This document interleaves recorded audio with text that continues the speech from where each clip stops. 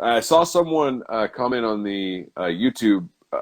They always put the post-fight press conference up on YouTube, after it's Yeah. done. And the top comment was, "I always love hearing Dana say the fight of the night was the main event." And I'll be honest, that sums up how I feel about a card almost always. If the main event is our fight of the night, I almost always feel good about that card. Yeah, I mean, obviously it leaves you with a good taste in your mouth. And I mean, that's what it's billed as, right? I mean, it Right, has right, the right. most pressure to be the best fight. Like it's I UFC Fight Night, Hermansson versus Vettori. You know what I totally, mean? totally, yeah, man. So yeah, I mean, we talked about it at the start of the podcast, but this was like a last minute replacement. This was supposed to be Kevin Holland versus Jack Hermansson, and but Holland had the positive COVID test. Marvin Vettori, who it wasn't as like necessarily last minute as it kind of seems. Vettori was supposed to fight next week. He fights this week instead, 1 week Right. sooner. So he had already gone through a camp. He was in shape, like on schedule for the weight cut and all that. So it wasn't like a true last minute step Was he in. scheduled to fight Souza? Yeah, they did a So they swap. just an opponent swap. Yep, Okay. yep, yep. Which I think either way, Sousa's getting destroyed by both of those guys. Maybe I'm Yeah, wrong. Maybe I'm honestly, wrong. and I think they had it fucked up to begin with. I don't think Holland needed Hermansson like four versus like what's Holland like 14, 15? Yeah, I think he maybe just got ranked recently. Yeah. Right. So it's like that doesn't really make sense. But Souza and him does make more sense than Vittori and Hermansson because I mean I know Vittori's 12. I think he's a lot better than 12, and we'll get into it obviously in Yeah. this Well, and breakdown. But obviously everybody else did too. Like it was just one of those things that he yeah, this get Vegas had him as the favorite at minus exactly. 135. Yeah, yeah, and it got up to minus 140, or is that down? Uh, up to as the favorite. Like he became more favored. Yeah, he became more favored. So yeah, minus 140 by fight time, and then Hermanson was I think 120 down to 115.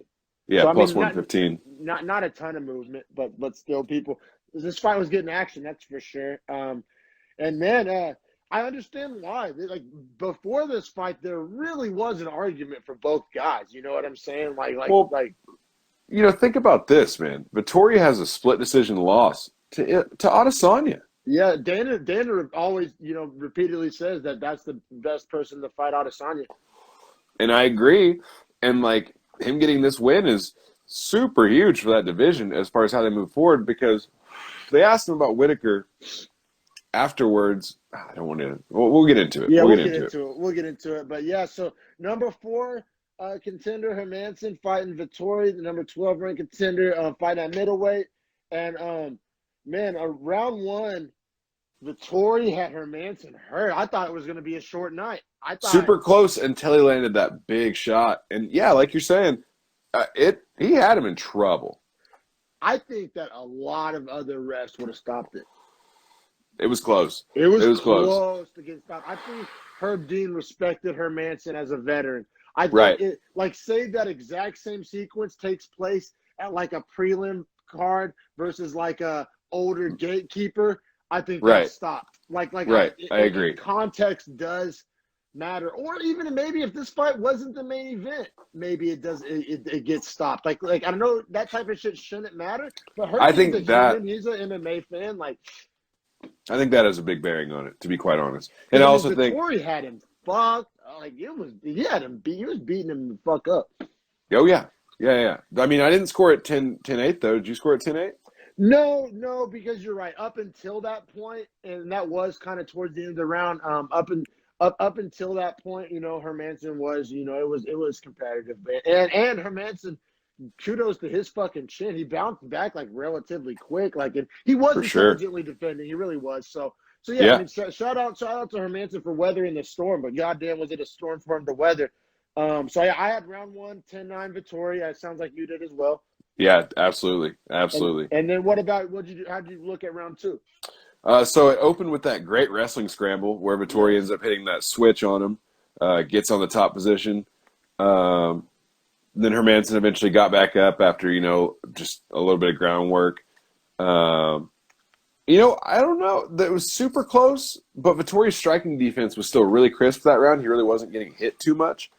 But Hermansson has some super long arms. He's 6'1", and his arms are 6'7". Yeah, like no, wingspan. that's impressive. Man, I gave round 2 to Vettori. I thought he I did kind as of well. came out on the better end of the grappling exchanges. Yeah, I agree.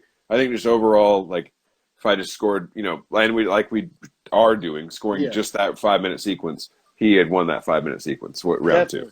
definitely. So we both essentially have it. 2018 Vettori Going into going the into third. three.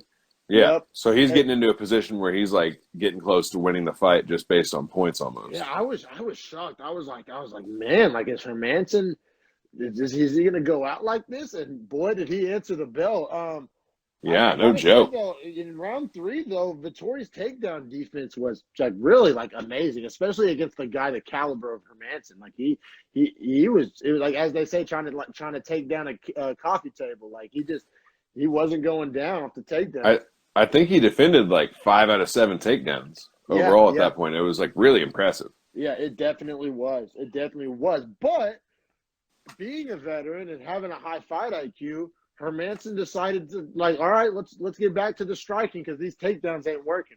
And, Right. and I thought that's where the whole like tide of the fight started to shift.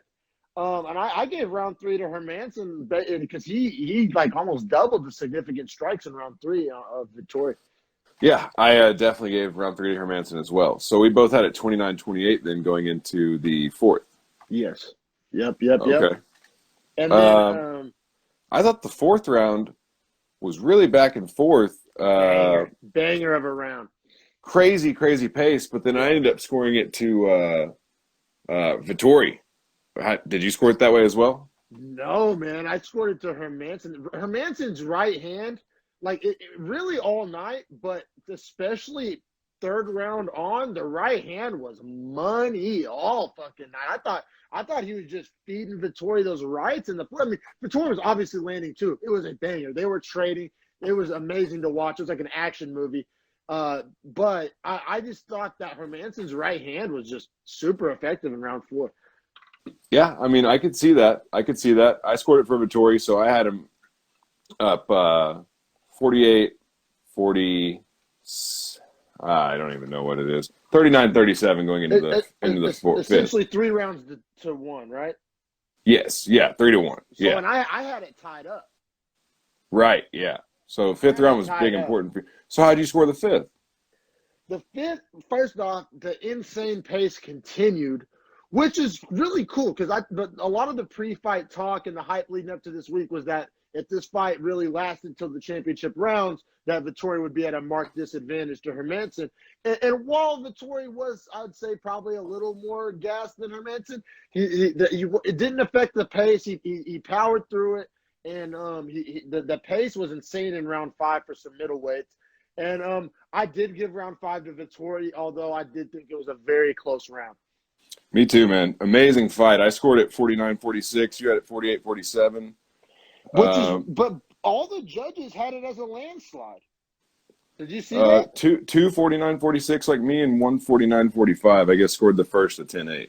Yeah, that's what I'm saying. Like I thought it was way closer than that. I don't know that. Like I can understand your scorecard. I actually, you know what, man? You might have to explain your fourth round a little bit more to me. I mean, it was close, but like, what did you like so much about Vittoria in the fourth? Do you remember, like specifically? Like I just thought he was leading the action more. okay, that's fair. That's fair. I thought both guys had their moments though. Like it wasn't like one guy was moving forward the whole time. I don't know. It was a fantastic fight. Fantastic fight. I don't have any problem with Vittori winning, and I'm definitely being captain split a hair here. But I thought it was a closer fight than a lot of the scorecards dictated. But I did have Vittori winning. Have no problem with him winning. It's really exciting. Whenever a young stud that's ranked 12 beats a really established, legit veteran who's ranked 4, I mean, the possibility, and also you on top of that the young guy gave the current champ the hardest fight he's ever fought.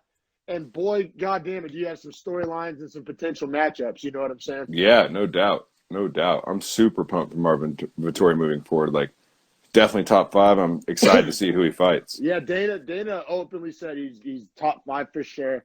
I imagine probably at 5.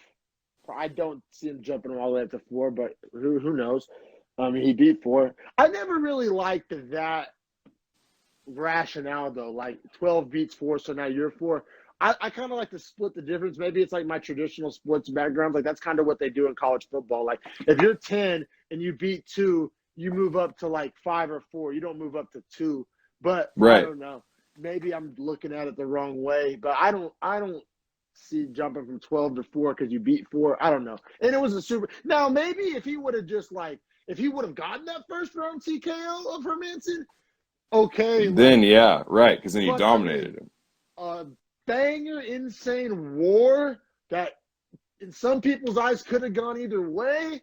To jump all the way 12 to 4, I feel like it's a little much. But hey, I understand the like hype, and I understand the potential money fight between an Adesanya rematch that they're trying to work their way closer towards, or potentially an interim title fight, if depending on how long this 205 experiment goes on for Izzy. So I understand the business rationale of maybe leapfrogging him up super high, but just from pure rankings, McGee purist standpoint, I could see I'd like to see him maybe move up to like 7 or 6, and then maybe fight another top 5 fight, and then at that point, if he wins that, that's title shot essentially. But I mean, so Yeah. maybe we're splitting hairs here, but that's what I like to do.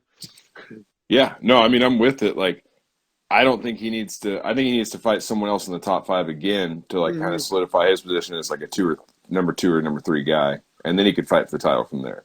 Yeah, I think is Brunson ranked 5 right now? Somewhere in that ballpark. I want to I'd say like to he's see him like fight like Darren Till maybe or Robert Whitaker. what I. Yeah, I like Whitaker. Isn't Till moving up though? Like I'm pretty sure Till's like, or is that Oh, just bullshit 85. Twitter talk? Oh, okay, No, moving up. yeah, Okay, he's yeah, moving up 280. Okay, yeah, no, that would be fun. That'd be a lot of fun.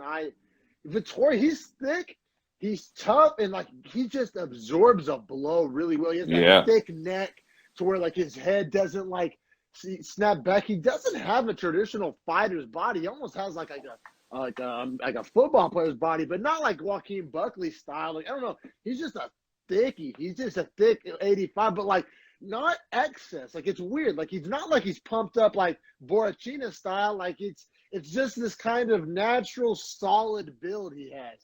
Right, right, right, right. It's not a weight room body. It's a very just solid ass body. The thick boy.